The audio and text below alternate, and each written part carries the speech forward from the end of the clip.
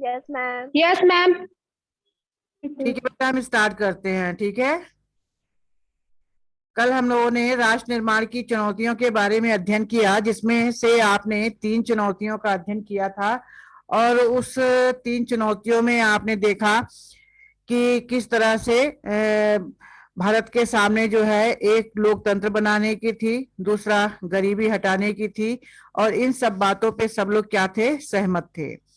और आज हम पढ़ेंगे विभाजन, विस्थापन और पुनर्वास। ठीक है, विभाजन, विस्थापन और पुनर्वास। तो जैसे ही भारत और पाकिस्तान का बंटवारा हुआ था, वैसे ही जैसे विभाजन शब्द शुरू हुआ या लोगों ने सुना कि भारत और पाकिस्तान का बंटवारा हो चुका है 14-15 अगस्त की मध्य रात्रि को, उसी समय लोगों के मन में जो है एक उथल पुथल सी हो गई थी कि अब हम कहाँ जाएंगे, हिंदुस्तान में रहेंगे या फिर पाकिस्तान में रहेंगे। तो 14-15 अगस्त की मध्य रात्रि को एक नहीं बल्कि 2 राष्ट्र अस्तित्व में आए थे। और 2 राष्ट्र अस्तित्व में कैसे आए थे, किस कारण से आए थे, ये विभाजन के कारण आए थे। ठीक है, भारत को जब ये संपूर्ण भारत था, तब उस समय इसे ब्रिटिश इंडिया के नाम से जाना जाता था। अब उसी ब्रिटिश इंडिया को 2 भागों में बांट दिया गया, जिसके क्या क्या नाम हो गए, भारत और पाकिस्तान। तो इतिहास में आपने अक्सर देखा होगा कि राजनीतिक का भी एक घटनाक्रम होता है, और उसी घटनाक्रम को देखते हुए यहाँ पर दोनों देशों के बीच में क्या किया गया, एक भूभाग अथवा रेखा खींच दी गई, सीमा रेखा खींच दी गई कि इधर का एरिया पाकिस्तान के लिए होगा और इधर का एरिया भारत अथवा हिंदुस्तान के लिए होगा। मुस्लिम लीग ने द्विराष्ट्र सिद्धांत की बात की थी। जब भारत स्वतंत्र नहीं हुआ था, तो उस समय भारत में केवल 2 ही पार्टियां थी, एक तो भारतीय राष्ट्रीय कांग्रेस और दूसरी मुस्लिम लीग। तो मुस्लिम लीग को इसलिए बनाया गया था ताकि भारत में जितने भी मुस्लिम्स हैं वो उनकी देख रेख करे, निगरानी करे, और बाद में इसी मुस्लिम लीग ने राजनीतिक पार्टी का रूप ले लिया। और इसी ने द्विराष्ट्र सिद्धांत की मांग भी की, अथवा जब भारत स्वतंत्र हो जाए तो उसके 2 हिस्से कर दिए जाए, एक हिंदुस्तान, दूसरा पाकिस्तान।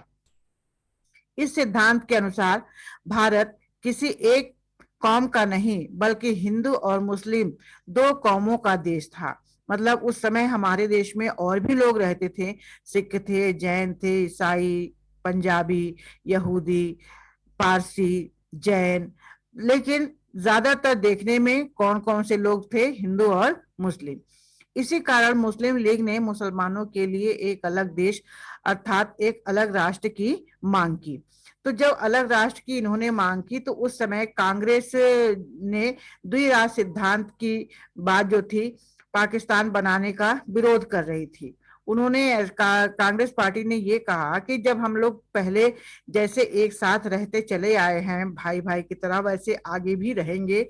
लेकिन मुस्लिम लीग ने इस बात को नहीं माना, और 1940 के दशक में भारत में कई बदलाव आए थे, और राजनीति में देखा गया कि काफी प्रतिस्पर्धा होने लग गई थी। मतलब कांग्रेस पार्टी के बीच में, अन्य राजनीतिक पार्टियों के बीच में। तो इसका नतीजा क्या हुआ कि आगे चल के कोई और भी ज्यादा बवाल हो, इससे विभाजन की बातें मान ली गई और 2 राष्ट्र बना दिए गए। अब हम पढ़ते हैं विभाजन का चक्र। तो जैसे ही फैसला हुआ कि जिस भूभाग को हम ब्रिटिश इंडिया के नाम से जानते थे उसे भारत और पाकिस्तान 2 हिस्से में बांट दिया गया है, यह विभाजन जो था अपने आप में बड़ा ही दर्दनाक था। और इस फैसले पर अमल करना और उसे अमल में लाना तो और भी ज्यादा कठिन था। मतलब विभाजन होने का मतलब था कि अपने घरों के 2 टुकड़े हो जाना। यह तय किया गया कि धार्मिक बहुसंख्यक को विभाजन का आधार बनाया जाएगा। मतलब जिस धर्म के लोग जिधर जहां ज्यादा होंगे उस एरिया को पाकिस्तान बना दिया जाएगा, और जहां हिंदू लोग ज्यादा होंगे उस एरिया को क्या किया जाएगा, हिंदुस्तान अथवा भारत बना दिया जाएगा। इसके मायने यह थे कि जिस इलाके में मुसलमान बहुसंख्यक थे वे इलाके पाकिस्तान के भूभाग में होंगे और शेष हिस्से भारत के क्षेत्र में आएंगे। यह बात थोड़ी आसान सी देखने, सुनने, समझने में लगती तो थी, लेकिन इसमें कई किस्म की दिक्कतें थी। पहली तो यह कि ब्रिटिश इंडिया में कोई भी ऐसा इलाका नहीं था कि जहां मुसलमान बहुसंख्यक हो। ऐसे दो इलाके थे केवल जहां मुसलमानों की आबादी ज्यादा थी, और एक इलाका पश्चिम में था तो दूसरा इलाका पूरब में था। तो ऐसा कोई तरीका नहीं था कि इन्हें जोड़ के एक साथ कर दिया जाए, बल्कि इनको क्या किया गया, पूर्वी पाकिस्तान और पश्चिमी पाकिस्तान के नाम से उन्हें दे दिया गया। मतलब जहां ज्यादा ज्यादा मुस्लिम लोग थे वो एरिया उनको दे दिया गया पूर्वी पाकिस्तान के नाम से और पश्चिमी पाकिस्तान के नाम से। भारतीय भूभाग का एक बड़ा विस्तार हुआ। और दूसरी बात यह है कि मुस्लिम बहुल हर इलाका पाकिस्तान में जाने को राजी हो ऐसा भी नहीं था। मतलब जितने भी मुसलमान थे वो सब पाकिस्तान चले जाएंगे, इस बात की कोई गारंटी नहीं थी। और बहुत से लोग ऐसे थे जो जाने को तैयार भी नहीं थे। वो नहीं चाह रहे थे कि हम पाकिस्तान जाए, क्योंकि अपना घर बार छोड़ करके कोई भी जाना नहीं चाहता था। उस समय जो है एक पाकिस्तान के नेता थे पश्चिमोत्तर पश्चिमी पाकिस्तान की तरफ, खान अब्दुल गफ्फार खान। ये निर्विवाद नेता थे। मतलब इनका रूप जैसे भारत में गांधी जी को माना जाता था, वैसे ही नाम इनका पाकिस्तान में भी लिया जाता था। मतलब जो प्रसिद्धि गांधी जी को मिली थी वही प्रसिद्धि पश्चिमी पाकिस्तान में खान अब्दुल गफ्फार खान को मिली थी। और यह देखा गया कि खान अब्दुल गफ्फार खान की बातें जो है कोई सुनता नहीं था, क्योंकि वे द्विराष्ट्र सिद्धांत के खिलाफ थे। वो नहीं चाहते थे कि दूसरा राष्ट्र बनाया जाए, इसलिए उनकी आवाज को अनदेखी करके पश्चिमोत्तर सीमा प्रांत को पाकिस्तान में शामिल कर लिया गया। तीसरी समस्या उससे भी ज्यादा विकट थी कि ब्रिटिश इंडिया के मुस्लिम बहुल प्रांत पंजाब और बंगाल के अनेक हिस्से, जहां बहुसंख्यक गैर मुस्लिम हुआ करते थे, अर्थात आप ये कह सकते हैं कि पंजाब और बंगाल के बहुत से हिस्से ऐसे थे जहां पे मुस्लिम भी थे, इसके साथ साथ अन्य लोग भी थे। मतलब हिंदू, सिख, जैन, ईसाई, पारसी, यहूदी, बहुत से धर्मों के मानने वाले लोग थे। तो उन्हें जो है धर्मों के आधार पर उनका विभाजन होगा, और इनके लिए जिले अथवा उससे निचले स्तर के प्रशासनिक हलके को आधार माना गया। मतलब वो जहां जहां जाना चाहे, चाहे पाकिस्तान की तरफ जाना चाहे या फिर हिंदुस्तान की तरफ आना चाहे। 14-15 अगस्त 1947 की मध्य रात्रि तक यह फैसला नहीं हो पाया था, कि इसका मतलब यह था कि आजादी के दिन तक अनेक लोगों को यह पता ही नहीं था कि वो भारत में है या फिर पाकिस्तान में है। मतलब लोगों को कंफर्म ही नहीं था कि वो कहाँ पर हैं, पाकिस्तान में है या भारत में है। पंजाब और बंगाल का बंटवारा विभाजन का सबसे बड़ी त्रासदी साबित हुआ, क्योंकि इन दो जगहों पे हिंदू भी थे, मुस्लिम भी थे, सिख, जैन, ईसाई, पारसी भी थे, सभी लोग थे। तो जैसे ही ये बंटवारे की बात शुरू हुई, सबसे ज्यादा इन्हीं दो जगहों पर हिंसा शुरू हो गई। मतलब एक दूसरे को लोग भगाने लग गए, हिंदू मुस्लिम को भगाने लग गए, मुस्लिम हिंदू को भगाने लग गए। तो ये सबसे बड़ा त्रासदी साबित हुआ। इसी से जुड़ी चौथी समस्या यह थी कि विभाजन की सबसे अबूझ कठिनाई अल्पसंख्यकों की थी। मतलब भारत और पाकिस्तान दो क्षेत्र में बांट तो दिया गया, दो हिस्से में, लेकिन यहाँ पे और लोग भी रहते थे, वो कहाँ जाए, क्या करे, उनके लिए सबसे बड़ी समस्या हो गई थी।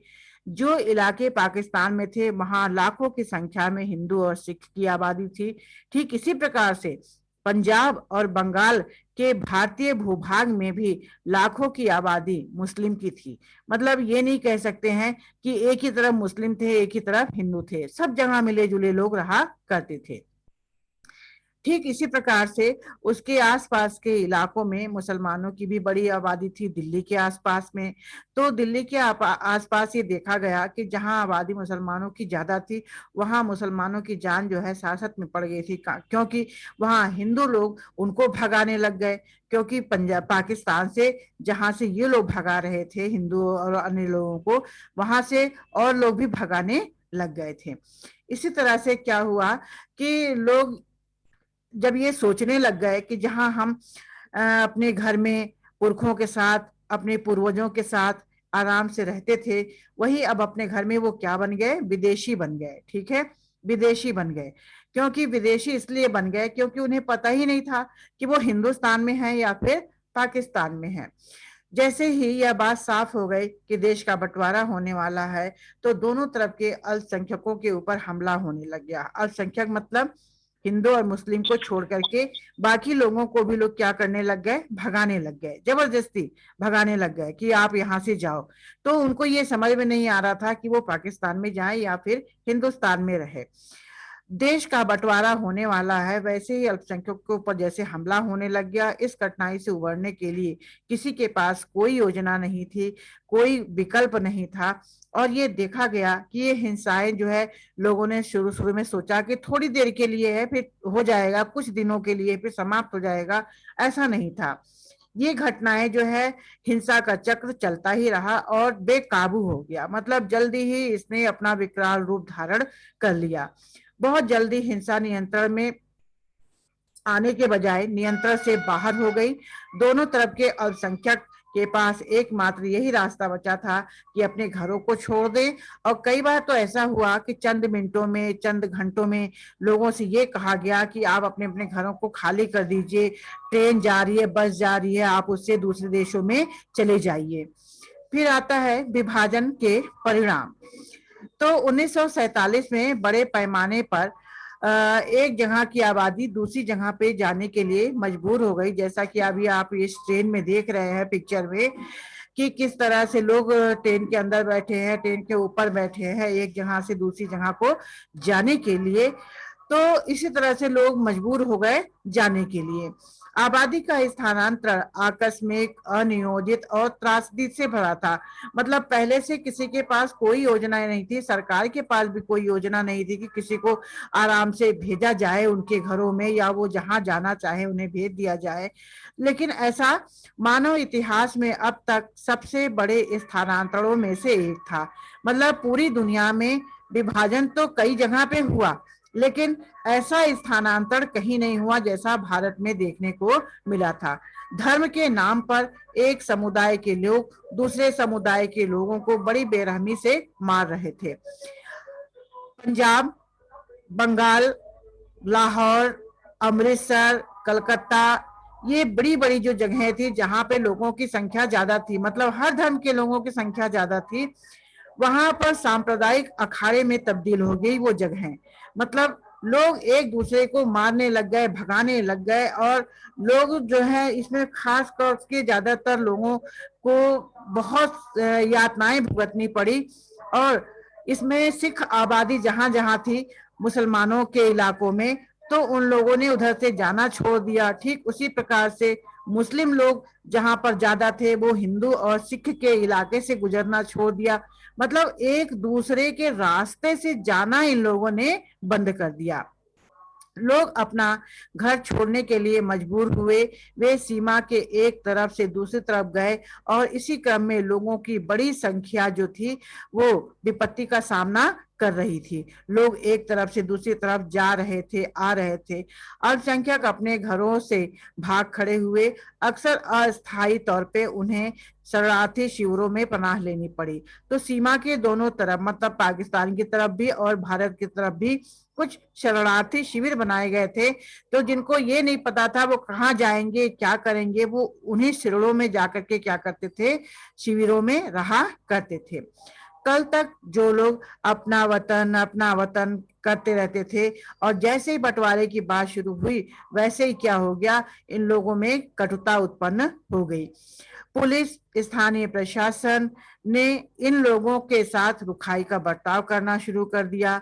लोगों को सीमा के एक तरफ से दूसरी तरफ जाना पड़ा, और ऐसा उन्हें हर हाल में करना था, क्योंकि अक्सर लोग पैदल चल के भी ये दूरी तय किए। मतलब वो ये नहीं समझ पा रहे थे कि हमें कहाँ रहना है, क्या करना है। अगर जबरदस्ती रहते भी हैं तो लोगों ने क्या करना शुरू कर दिया था, मारना शुरू कर दिया था, जान लेना शुरू कर दिया था। इसी तरह से लोग जो है अक्सर पैदल चल करके भी ये दूरियां तय की। सीमा के दोनों ओर हजारों की तादाद में औरतों को अगवा कर लिया गया और उन्हें जबरन शादी करनी पड़ी। क्योंकि जब औरतों को अगवा कर लिया गया तो उन्हें अपना धर्म भी परिवर्तन करना पड़ा और दूसरे से जान बचाने के लिए शादी भी करनी पड़ी। कई मामले ऐसे भी हुए जहां खुद परिवार के लोगों ने अपने घर की इज्जत बचाने के लिए अपने घर की बहू बेटियों को मार डाला, उन्हें जहर भी दे दिया। बहुत से ऐसे बच्चे भी थे जो अपने माँ बाप से बिछड़ गए, अनाथ हो गए, जिनके घर बार का भी कुछ पता नहीं था। तो जो लोग सीमा के इस पार जाने आने में सफल हो गए, उन्होंने ये देखा कि वो एक तरफ से दूसरी तरफ चले तो गए हैं, लेकिन हुआ क्या, वो बेठिकाना हो गए, उनके पास कोई घर नहीं था। मान लीजिए भारत से जो लोग पाकिस्तान गए, जो मुस्लिम लोग, वहां उन्होंने देखा उनके पास कोई घर ही नहीं है, कहाँ रहे क्या करे। उसी तरह से पाकिस्तान की तरफ से पूर्वी पाकिस्तान, पश्चिमी पाकिस्तान की तरफ से जो हिंदू, मुस्लिम, सिख, ईसाई लोग इधर को आए, उन लोगों ने भी ये देखा कि उनके पास भी कुछ नहीं था, कहाँ रहे क्या करें, सब बेठिकाना हो गए। तो ऐसी स्थिति में वो शरणार्थी शिविरों में काफी समय तक रहे और आजादी का मतलब था महीनों और कभी कभी सालों तक शरणार्थी शिविर में अपनी जिंदगी को काटना। तो इस तरह से जो है लोगों के मन में एक तरह से भारत और पाकिस्तान के बंटवारे के लिए एक गुस्सा भी था। भारत और पाकिस्तान के लेखक कवि ने इस पर काफी पिक्चरें भी बनाई, उपन्यास भी लिखा। जिन बच्चों ने मेरी 2 क्लास स्कूल में अटेंड की होगी, मैंने उनसे कहा था कि आप गदर पिक्चर जरूर देखिएगा, क्योंकि उसमें 15-20 मिनट तक शुरू में जो कुछ भी दिखाया गया है वो आपकी पूरी इस पहले पार्ट से संबंधित है। और आपको देखने को मिलेगा कि किस तरह से उस समय हिंसा हुई थी, किस तरह से लोगों ने अपनी जानें बचाई थी, किस तरह से लोग ट्रेन पे चढ़ चढ़ के एक जगह से दूसरी जगह तक गए और कैसे विपत्तियों का उन्होंने सामना किया। तो जब बंटवारा हुआ तो देखा गया यहाँ पर हर चीज का बंटवारा हुआ। मतलब जो लोग अगल बगल साथ साथ रहते थे उनके दिलों के टुकड़े हो गए। विभाजन में सिर्फ संपदा, देनदारी और परिसंपत्तियों का ही बंटवारा नहीं हुआ था, इस विभाजन में 2 समुदायों का बंटवारा हुआ था जो पड़ोसियों की भांति एक साथ रहते थे और हिंसक अलगाव का एकाएक शिकार हो गए। वित्तीय संपदा के साथ साथ टेबल, कुर्सी, टाइपराइटर, पुलिस वाद्य यंत्र का भी बंटवारा किया गया। मतलब भारत में उस समय जितनी भी चीजें थी, वैसे तो कुछ था ही नहीं, अंग्रेज तो सब उठा ले गए थे पहले से ही, लेकिन जो कुछ भी बचा हुआ था उन सब चीजों का भी बंटवारा किया गया। सरकारी और रेलवे के कर्मचारियों तक का भी बंटवारा हुआ। साथ ही साथ रहते आए 2 समुदायों के लोग जो है एकाएक विभाजन का नाम सुनते ही क्या हो गए, एक दूसरे के खून के प्यासे हो गए और हिंसक घटनाएं करने लग गए। अनुमान लगाया जाता है कि 80 लाख लोगों को अपना घर बार छोड़ करके सीमा के उस पार जाना पड़ा। मतलब जो भारत में एक साथ रहते थे, जैसे ही बंटवारा हुआ वैसे ही लोग एक जगह से दूसरी जगह जाने लग गए।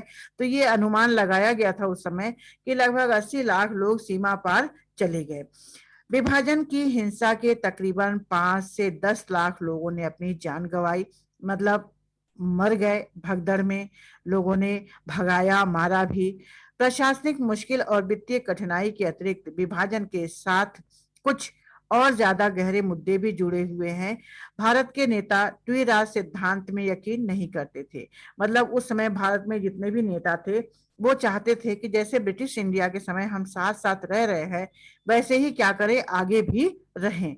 लेकिन पाकिस्तान के नेताओं ने, मुस्लिम लीग ने इस बात को नहीं माना और उन्होंने विभाजन कराया ही। विभाजन तो धर्म के आधार पर ही हुआ था। क्या इस वजह से भारत अपने आप में एक हिंदू राष्ट्र बन गया? मतलब मुस्लिम पाकिस्तान और हिंदुस्तान, 2 इस तरह के नाम सामने आए थे विभाजन के समय। तो हिंदुस्तान का मतलब है क्या भारत उस समय पूर्ण रूप से हिंदू राष्ट्र बना था? नहीं, क्योंकि भारत में रहने वाले अन्य लोगों की संख्या भी बहुत ज्यादा थी। मतलब सिख, जैन, ईसाई, पारसी, यहूदी, बहुत सारे धर्मों के मानने वाले लोग थे।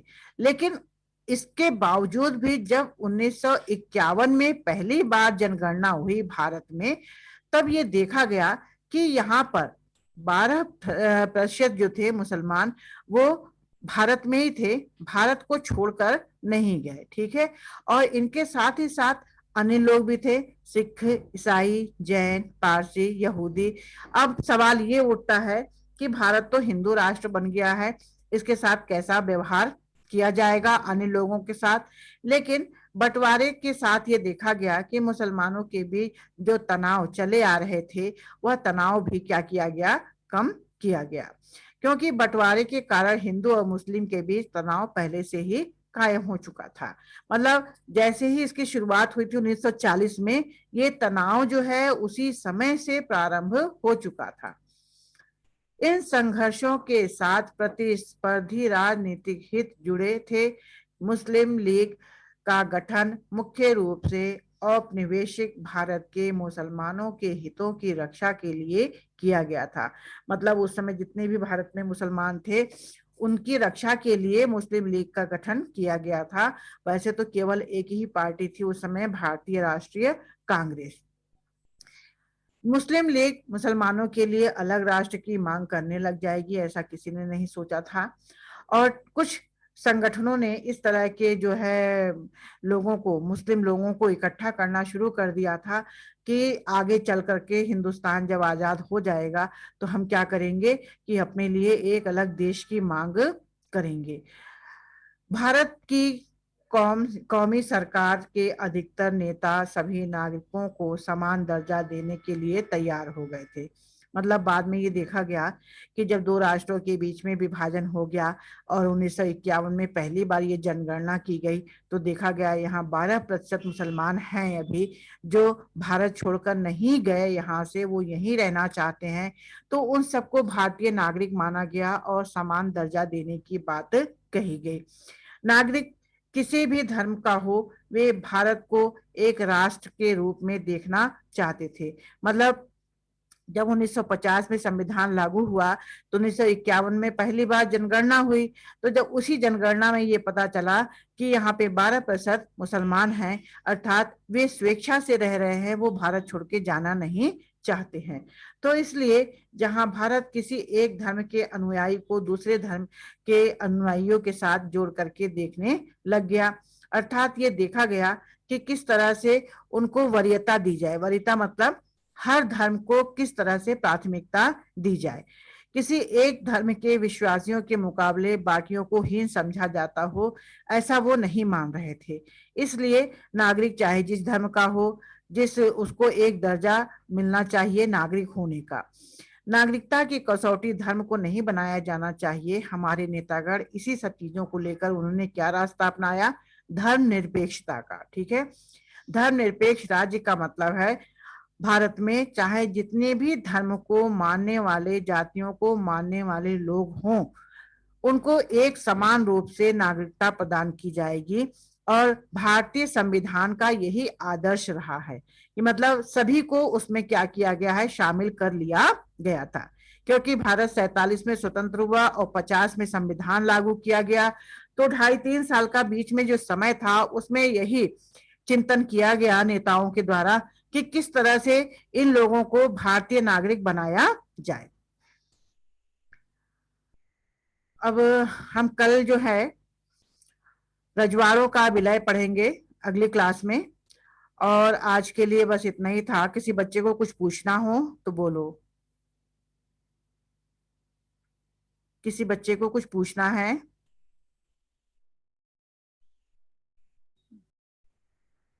अभी थोड़ी देर में आपको इसकी रिकॉर्डिंग भी मिल जाएगी और क्वेश्चंस भी मिल जाएंगे, और जो पढ़ाया गया है उसका नोट्स भी मिल जाएगा आपको। इसके अलावा आप अपना क्वेश्चन आंसर करके पीडीएफ फाइल बना करके उसे भेजेंगे। ठीक है, और किसी को कुछ पूछना होगा तो आप मोबाइल से भी पूछ सकते हैं या फिर अगली क्लास में भी पूछ सकते हैं। ओके, अभी भी कुछ पूछना है किसी बच्चे को?